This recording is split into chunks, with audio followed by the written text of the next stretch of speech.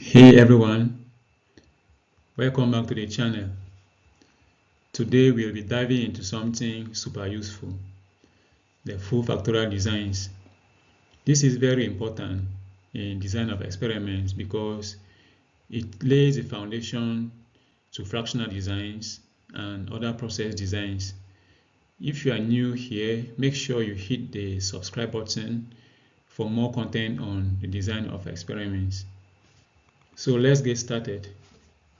A full factorial design is a systematic way of running experiments that allows you to study the effect of multiple factors and their interactions. And this is always very applicable when you are dealing with process variables or in a process design. You vary all the factors at all possible levels. This gives you a complete picture of what is going on in your experimental space.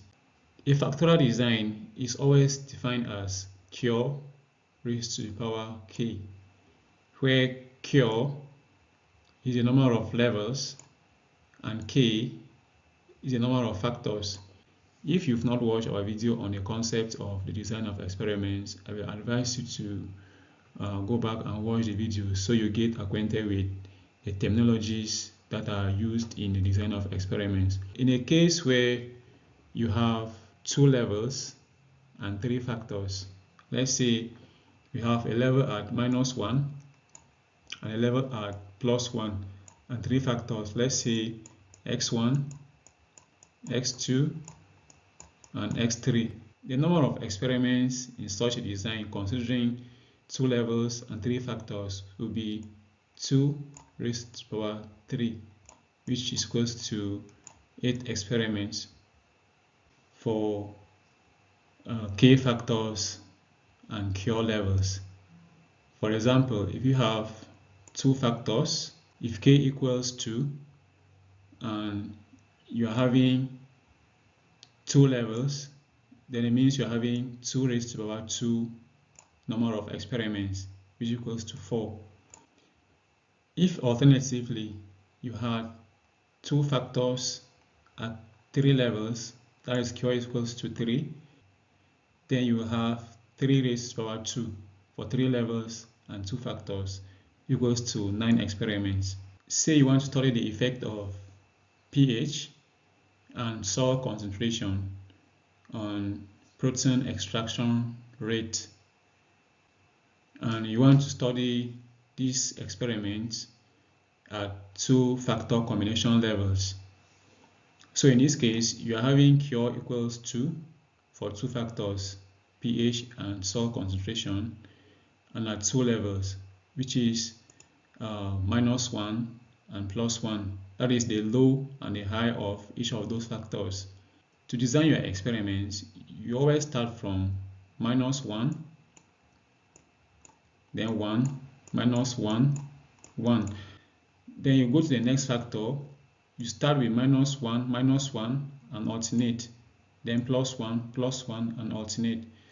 So for 2 levels, the next factor takes the product of 2, that is 2 times 1, which is equals to 2. Then you know that you are going to alternate the lows or any of the levels by 2. Let's make it a bit more complex. Now we have 3 factors affecting the extraction rate, which is the pH, soil concentration, and the extraction temperature.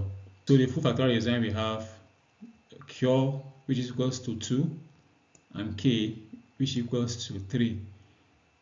For 2 levels and 3 factors, we have 2 raised to the power 3, which equals to 8 experiments. Again, you start with -1, 1, up to experiment 8. Then for the second factor, you alternate -1, -1, +1, +1, -1, -1, then +1, +1. So the third factor, you are taking -1, -1 4 times and +1, +1 4 times. What if you increase the number of levels to 3? Let's say Level 1 is at -1, level 2 is at 0, then level 3 is at +1. You are choosing the number of levels such that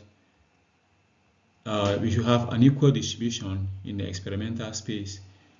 To get the number of experiments where Q equals to 3 and K equals to 2, the number of experiments will simply be 3 raised to the power 2, which is equals to 9. So for 3 levels and 2 factors, you expect to run 9 experiments. Again, you alternate from the lowest level, that is -1, to the midpoint, which is 0, to the high point, which is 1. We are dealing with 3 levels, so you multiply by 3, so that you alternate -1 times 3, 0 times 3, and 1 times 3 to have 9 experimental runs. Let's say you wanted to conduct this experiment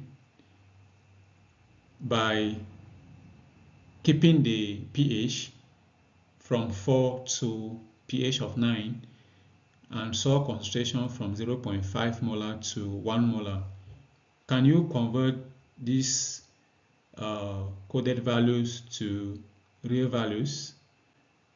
One of our videos, we presented how you could convert real values to coded values and from coded values to real values, and you can only do that if you have the experimental range or the experimental domain given out in real values.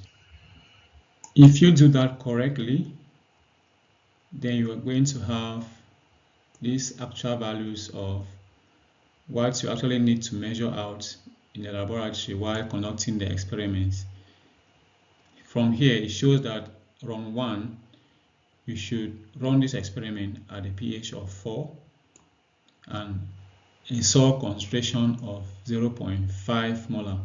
Run 9 will be at a pH of 9 and 1 molar salt concentration. And that is a quick intro to full factorial design. I believe with this concept, you can build any factorial design for any K factors at any Q levels. If you found this helpful, just give it thumbs up and drop your comment below if you want part 2 of this video, maybe on fractional factorial designs. Don't forget to subscribe and hit the bell so you never miss out on any updates.